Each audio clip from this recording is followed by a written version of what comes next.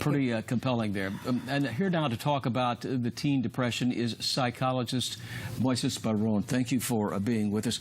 Let me start out with a real simple question. What are some of the warning signs for depression in teens? That's a very important question, because there are indeed a number of indicators that if people in our community, parents, teachers could be aware of, will be able to identify these issues.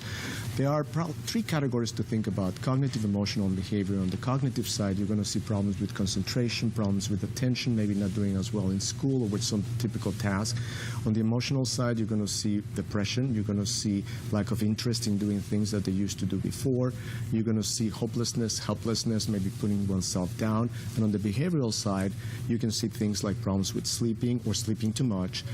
You can see problems with eating, either gaining weight or not wanting to eat, reckless behavior. So any kind of significant changes in behavior and functioning can be an indicator that there may be an underlying problem. That movie clip that we just saw, the Netflix, that was horrifying, her family discovering her dead.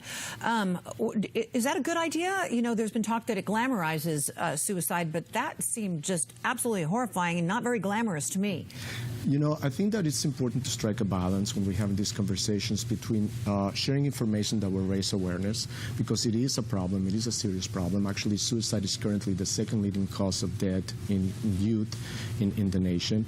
On the other hand, we need to be very careful that it is portrayed in a manner that doesn't glamorize make it sound that this is something that will create positive attention or that will really bring interest from others. So it's important to strike that balance in terms of being able to communicate good information, be able to communicate appropriate help, and then have a conversation about it. Mm-hmm. Some of the warning signs you mentioned a minute ago, I mean, you see that in teens through their junior high school years, for instance, ADHD and some of those things. So at what point should a parent seek professional help? I mean, is it a combination of all of those warning signs, or is there one or two particular that stand out more so than others? You know, I think what's important is that parents know their sons and daughters well, caretakers know them, teachers know them. When you start seeing a change in behavior, that is really important, and to really take it seriously. If you have questions, if you have concerns, take it seriously. If you start hearing statements like, oh, it was better if I was not here, or I'm not doing well, or I don't want to see my friends, that these kinds of situations that suggest that the teen is struggling, it's important to take it seriously, inquire,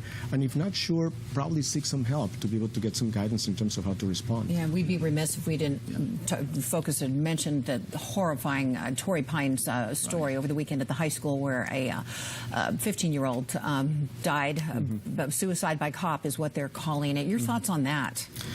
You know, I think that we need to wait to see a little bit more information in terms of some of the specific struggles that these youth may have experienced, and it's important to provide good, clear information. It's important to, again, indicate what are some of the indicators and really create an environment where youth and families and teachers can openly talk about some of these things. We don't want people to really keep this to themselves, get to a point where they don't feel comfortable having these conversations. And again, to take it seriously, if in doubt, it's important to check, to inquire, and to have these conversations openly. Yeah. And it's also good for parents to encourage their teens to have social contact, to get out and be involved. Yeah. Absolutely. And you know, there is professional help at the San Diego Center for Children organization. We're there to be able to help parents if they want more information, centerforchildren.org, and there's many other resources in our community as well. There are. Moises Barron, thank you very much. Thank you. Coming up, we are checking in with Mark Mathis.